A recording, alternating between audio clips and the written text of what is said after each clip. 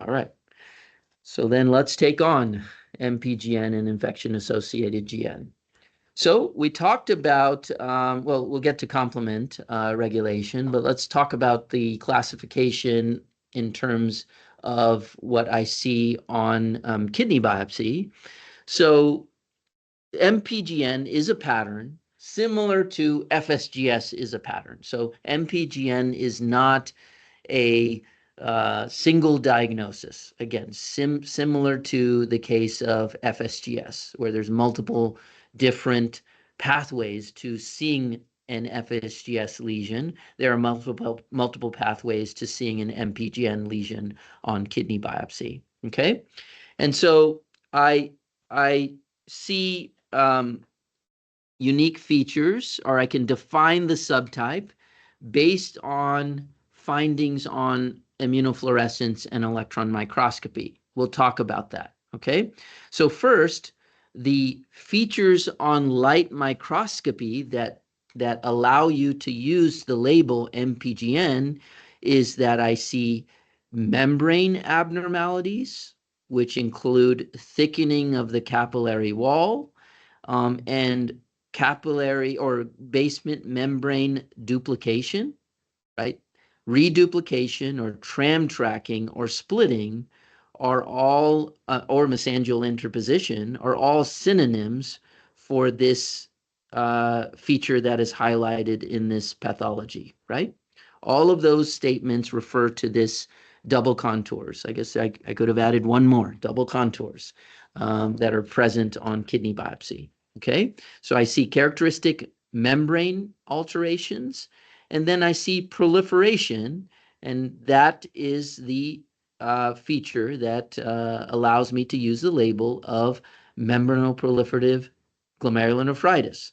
Now I see proliferation that involves the mesangium, and that causes this kind of cauliflower appearance is a descriptor that's used to characterize the feature of MPGN. Okay, you get this enhanced lobules from this mesangial expansion and mesangial hypercellularity, and then you can have varying degrees of endocapillary hypercellularity as well.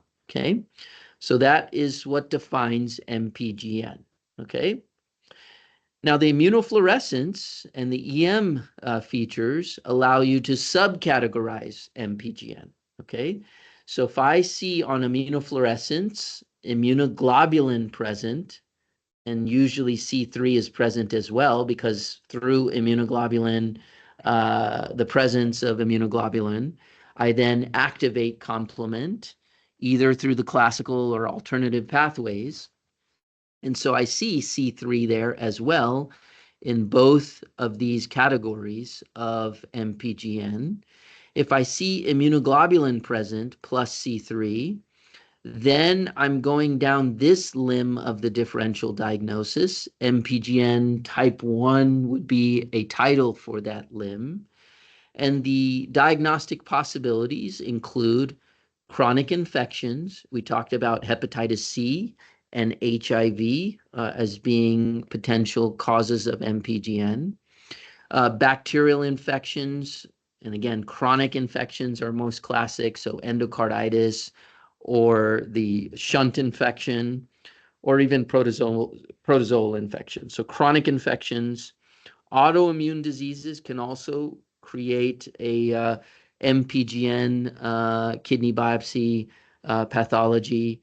Cryoglobulinemia is the most classic. Hep C associated cryoglobulinemia would be the classic. And we have lupus, rheumatoid arthritis, and Sjogren's that are associated. Recently, we had a Sjogren's patient with, again, MPGN and cryoglobulinemia. So a very interesting case of all three. Monoclonal immune deposition disease is also associated with MPGN sometimes, fibrillary and immunotactoid, malignancy, and then just idiopathic type 1 MPGN. C3, when there's C3 dominance, And that dominance is really, we'll get to, where you see 2 orders of magnitude more intense C3 deposition than the immunoglobulin that may be present. Now I'm discriminating between these two possibilities, dense deposit disease and C3GN, okay? Dense deposit disease is diagnosed through that classic ribbon or sausage replacement of the basement membrane. We'll see that as we get to dense deposit disease, but I'll anticipate that through, here's that classic, kind of sausage where you can see some pinches and some expansions of dense deposits that are replacing the glomerular basement membrane. Okay, so the role of complement is at center stage in these conditions, and we uh, we went over classical and alternative pathways of complement activation, and I've given you this overview already when we approached atypical HUS. But in the C3 glomerulopathies, so C3 glomerulonephritis and dense deposit disease are often captured with the title C3 glomerulopathy. That refers to both dense deposit disease and C3 glomerulonephritis. Okay, that's a disorder of the alternative pathway of complement activation. Atypical HUS is as well a problem with alternative pathway of complement activation. Okay. So we'll talk about also the nephritic factors. These are places where I may intersect with the complement cascade by stabilizing convertases that are part of the activation of the steps in activating complement. So these nephritic factors are another point in this cascade that I'll direct your attention to. You can see that there are various inhibitors of activation, the most classic of which is complement factor H, which inhibits the C3 convertase that ultimately feeds forward into the membrane attack complex, resulting in endothelial injury and organ dysfunction. Okay, you can see that the factor B is an important part of the alternative pathway, and that classical pathway of complement activation usually entails IgM or IgG containing immune complexes. C4 is engaged, and therefore when I see classical pathway complement activation, I may see C4 and C3 that are depressed, as opposed to just C3 depression when I'm primarily engaging the alternative pathway. Okay, so I've taken a very complicated complement regulatory schema, distilled it down as much as I can into this more simplified form that hopefully gives you an overview of the understanding of pathogenesis of why we see, or of atypical HUS, the C3 glomerulopathies, and then the patterns of complement depression that I may see with lupus and other conditions like cryoglobulinemia, which we've talked about before. Mpgn type 1, remember here, we're in this limb of the diagnostic possibilities, right? I see basement membrane splitting, a lobular glomerulus. I see on immunofluorescence, immunoglobulin NC3 present. That would define Mpgn type 1. The causes we've already gone over. Hep C is a big one, with or without cryoglobulins. Doesn't have to have it, okay? You may consider a serologic workup given the associations that were previously mentioned, right? You may consider all of these serologies. You may consider looking for paraproteinemias as well, okay? Um, and blood cultures and infections.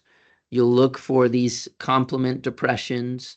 Again, because I see uh, a broad representation of immunoglobulin that's present on tissue, you will sometimes see both C4 and C3 are depressed, okay?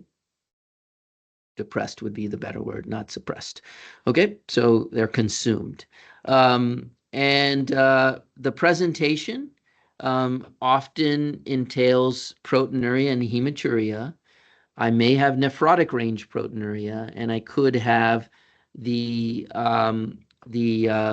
rapidly progressive glomerulonephritis as well. Okay, so um, the kidney biopsy we've already gone over. I may see cryoglobulin plugs when there is a concomitant cryoglobulinemia, and that is highlighted quite nicely in this PAS stained kidney biopsy slide. These cryoplugs, okay? Immunofluorescence, again, would typically see IgG and IgM with C3, but I can see a variety of different patterns when I have lupus, or if I have a underlying paraproteinemia, I might have a light chain class restriction. Remember that fibrillary, for instance, immunotactoid and monoclonal immune deposition disease uh, all can, well, monoclonal immune deposition disease is obligatorily driven by a paraproteinemia, but you remember, I hope, that fibrillary and immunotactoid can be driven by this as well, more so with immunotactoid. So again, it makes sense to be looking for paraproteinemias, and I may see that on kidney biopsy as well, this light chain restriction on the kidney biopsy. The electron microscopy reveals substructure. So you recall that when we talked about the deposition disease, immunotactoid, I made the statement that you have to exclude cryoglobulinemia, which can also have these microtubular structures present on electron microscopy. And so this is that pictorial representation of those microtubular structures that can be present, okay? Sometimes they look like short, stubby, curvilinear structures without frank microtubules. So that is another way that they can appear. Okay. Management will typically involve treat the underlying cause. When I have idiopathic disease, I've of course going to be considering immunosuppression, and I might consider immunosuppression even in the secondary disease of Hep C-associated cryoglobulonemic Mpgn, especially if there's going to be a delay in treatment of the Hep C and there is severe presentation. So similar to our discussion around HIV, we have very effective Hep C therapies now. If you can institute them promptly and there's not marked renal impairment, you probably don't need steroids and rituximab. However, when you have severe renal involvement, I would not wait to just treat the viremia and wait for the kidney disease to relent. I would, unless there was a contraindication, employ rituximab, steroids and or rituximab in that scenario. All right, questions?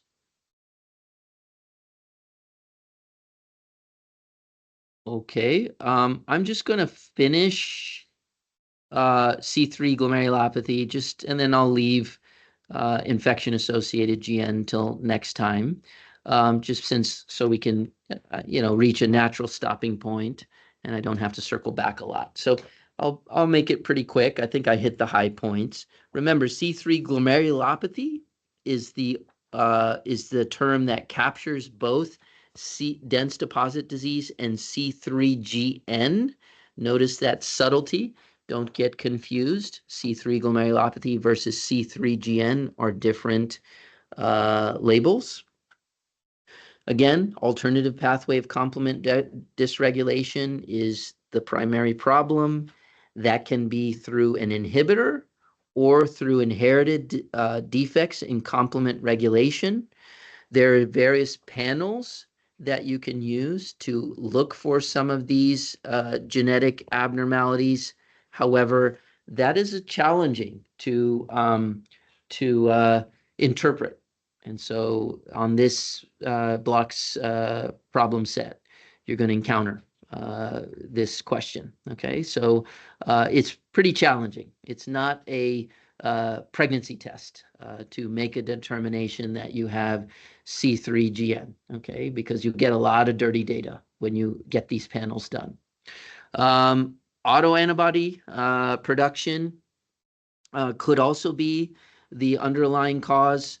Interestingly, when you encounter C3GN or dense deposit disease, paraproteinemia is found in a pretty significant proportion. Some people even say up to 50%. So 30 to 50% of cases of C3GN or dense deposit disease will have an underlying paraproteinemia, and presumably that paraprotein is blocking some part of the alternative pathway of complement regulation. Okay. You have these nephritic factors that you can also send. They're clinically orderable tests when you have an underlying C3GN or dense deposit disease. And these may be autoantibodies that essentially stabilize some of these convertases that are preventing them from being deactivated. Okay, so you have a C3 convertase that is deactivated, and a C3 nephritic factor may basically block that complement regulatory protein that normally deactivates the C3 convertase, and therefore increases the alternative or accelerates the alternative pathway of complement activation, again through inhibiting or blocking inhibitors. Okay.